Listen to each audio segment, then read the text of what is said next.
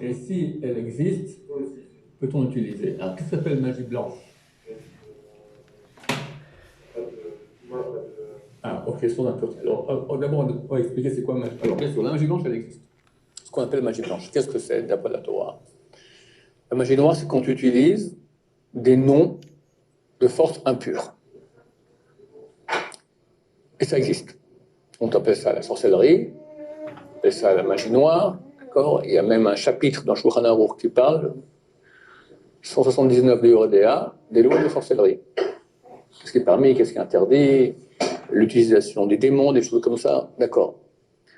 La Torah interdit la sorcellerie, c'est un interdit grave, qui était à l'époque puni par la peine capitale. On ne peut pas avoir, en tout cas, Am Israël, les non-juifs ils peuvent, mais Am Israël n'a pas le droit d'utiliser ces forces impures. Parce que c'est impur. Alors tu me dis, alors c'est injuste, eux ils ont des moyens de faire des trucs anormaux, on appelle ça parapsychologique, on appelle tout ce qui est un peu pas normal, d'accord? Et nous pas, réponse, nous beaucoup plus que. Avec ce que tu appelles peut-être la magie blanche, ça veut dire quoi? C'est utiliser des noms de Dieu qui sont dans la pureté. Hachem a donné au peuple d'Israël, aux sages d'Israël, des moyens de faire des choses anormales, des choses tout à fait miraculeuses. Non, non, non. Comment? En rappelant certains noms de Dieu. Ce n'est pas des noms Et on de fait Dieu. ça, et hop, Non. tu fais un miracle. Non, non, non, ce n'est pas des noms de Dieu. Alors, calmons-nous. Et oui, Ça ne nous calmons-nous. concerne absolument pas. Et ça ne nous concerne pas Parce non que plus. c'est extrêmement grave. C'est très, très grave. Tout à fait. Une personne comme nous, ça veut dire comme nous, quelqu'un de notre génération. Peu importe les personnes, tout même le le monde. plus grand sage d'Israël. Là, je suis Nos d'accord. générations, même des générations passées depuis au moins Tout le monde. siècles, Personne n'a le droit de faire ça. n'est pas du tout au niveau de pouvoir agir en utilisant des noms de Dieu. Non, Parce ce n'est pas des noms de Dieu. Tu utilises Dieu. Non, on a vu. Utilise Dieu. Non, Non. pour qui tu te prends?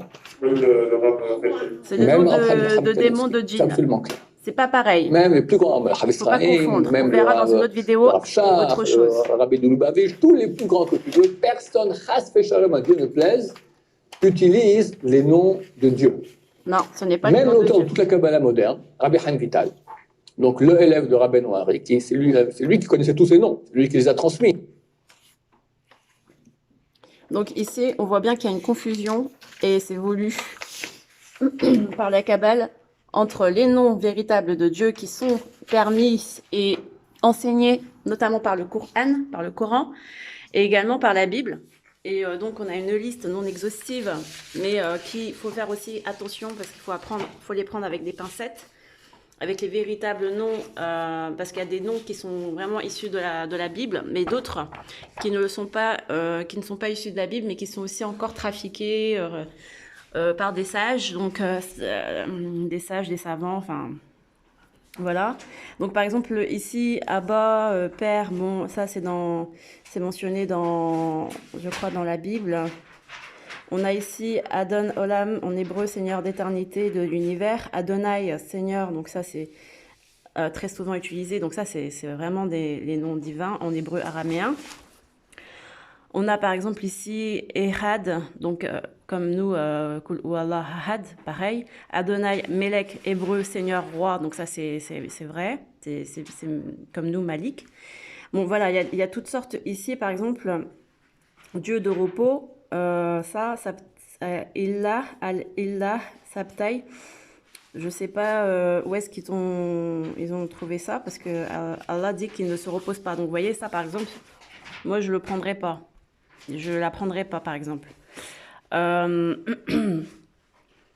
a par exemple ici, donc ici par exemple c'est retrouvé dans Daniel, etc. Quand on retrouve dans la Bible, Atik Yumin par exemple, ancien des jours, donc ça peut être aussi pris pour, comme les noms de Dieu, mais parfois, il y en a, c'est dans la liste des 72 noms de Dieu dans la Bible, enfin, qui ils prétendent avoir pris dans la... Donc quand il y a des références comme ça bibliques, moi je suis d'avis à étudier et à prendre note et surtout à me rapprocher avec les 99 noms d'Allah que Allah nous a enseignés dans le Coran. Une partie en tout cas est enseignée dans le Coran. Mais après, ce qui n'est pas de l'ordre de la Bible, mais qui a été déduit et remasterisé par des sages juifs. Ça, par contre, non. Par exemple, ici, Rachman, Dieu miséricordieux, ça nous fait penser à Rahman dans le Coran, qui est connu et qui fait partie des noms divins. Donc ça, c'est bon. Mais voilà, il faut toujours faire attention et prendre tout ça vraiment de manière rigoureuse. Et ça s'apparente, oui, quand c'est bien stipulé, les références bibliques où c'est pris, comme là on a Yahweh, qui est vraiment le nom révélé du Dieu du divin. Nous trouvons le nom de l'éternel divin plus de 6800 fois dans l'Ancien Testament, et il est d'abord utilisé dans Genèse 2,4, il est utilisé avec l'article défini le pour la première fois dans les Écritures, après qu'Enoch ait été emmené avec Dieu. Ô Dieu vivant éternel, Yahweh, sans commencement ni fin. Voilà, donc ça a été également repris par... Qu'est-ce que tu fais, Bibiche? J'espère que tu n'es pas en train de tout déchirer, là. Hein? Donc là, ici, il y a le nom de Dieu, Yahweh. Donc moi, ce que je vous recommande, approuver, est vraiment en conformité. Et il faut invoquer Allah avec les 99... Enfin, c'est recommandé. Avec les 99 noms d'Allah. On a vu ici, tout à l'heure, donc une partie en hébreu, araméen, qui aussi sont... la plupart disponibles dans la Bible et la Torah. Mais il faut faire attention dans certaines listes. Si vous regardez sur le net, il y a des listes qui sont qui mettent les noms divins qui sont par exemple comme Malik, Warman, tout ça, mais ils y glissent des noms qui ne sont pas stipulés dans la Bible ni dans la Torah, mais qui sont déduits par des sages. Et ça, c'est dangereux parce qu'on n'en sait pas d'où la provenance. Par contre, les 99 noms d'Allah ici, que nous avons répertoriés là, on a qui sont connus et qui sont validés par Allah pour la plupart, qui sont stipulés complètement directement dans le Coran, noir sur blanc. Donc il y a la parole de Dieu dans le texte coranique, donc il n'y a aucun doute à s'y référer. On a Ar-Rahman, Ar-Rahim, il y a Malik, vous voyez, on retrouve. Il y a Kudus, il y a Salam, il y a Moumin, ça aussi, Shalom. Moumin, pareil, en hébreu et Torah, on le retrouve dans la Bible. Il y a Muhaimin, il y a Aziz, il y a Jabbar, il y a Mutakabir, il y a Walik, il y a Bari, etc. La liste est non exhaustive, et d'autant plus qu'il y a, comme ici, c'est marqué les secrets. Donc, si vous le répétez, par exemple, 100 fois ici, à Rahman le matin avant le lever du soleil, Allah vous donnera une bonne mémoire et vous débarrassera de toute peine. Donc, ça, c'est Allah Alem. Ça, c'est des secrets qu'on n'en sait pas plus que ça, mais on sait qu'il y a des bienfaits et que c'est toujours utile de s'en aspirer afin de pouvoir être dans notre vie se rapprocher au plus de ces noms divins que les anges, par l'intermédiaire que je vous avais raconté, donc de l'échelle, du haut en bas, nous transmettent les messages divins et nous éduquent par l'intermédiaire donc des anges purs qu'Allah nous envoie. Donc, mais c'est pas les anges, ça c'est pas des anges, hein. Les noms là, c'est des noms divins. Et ces attributs, il faut voir ça comme des dons, des qualificatifs et aussi des attributs qu'il faut faire attention pour, par exemple, la vengeance, des choses comme ça. Ça, c'est pas pour nous en aspirer, mais c'est pour savoir que Allah, c'est lui qui est le roi des rois, c'est lui le détenteur de la vengeance. Donc, on doit aussi les apprendre pour mieux connaître notre Seigneur. Mais en aucun cas, on peut s'aspirer d'être le roi des rois. Non, c'est juste... Il y a des noms d'Allah qui sont là juste pour nous faire connaître davantage Allah, et il y a des noms d'Allah qui sont là pour nous éduquer à être comme Allah. Donc, être miséricordieux, bon, généreux, etc. Et ici, donc, on a dans Genèse 2,4 le nom Yahvé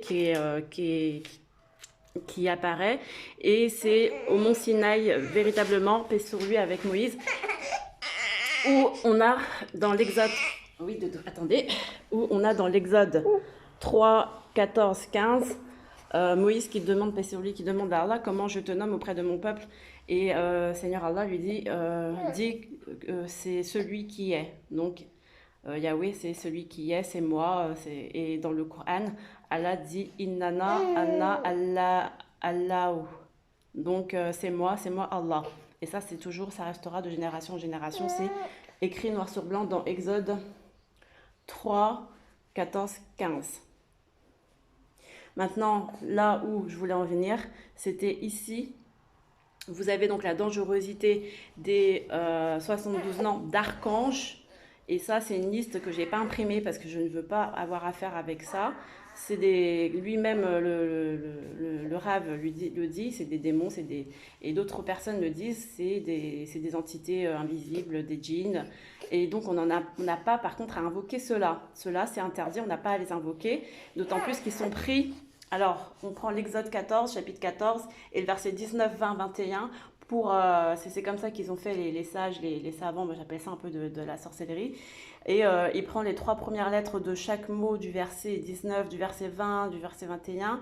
Et après, ils construisent des noms à partir de ça. Donc moi, je pense que c'est plutôt des noms de djinns vraiment redoutables, mais dans la force obscure, de la sorte de la magie. Et ça, c'est interdit, c'est dangereux et c'est une faute grave.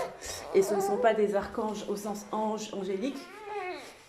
Pour moi, c'est des entités.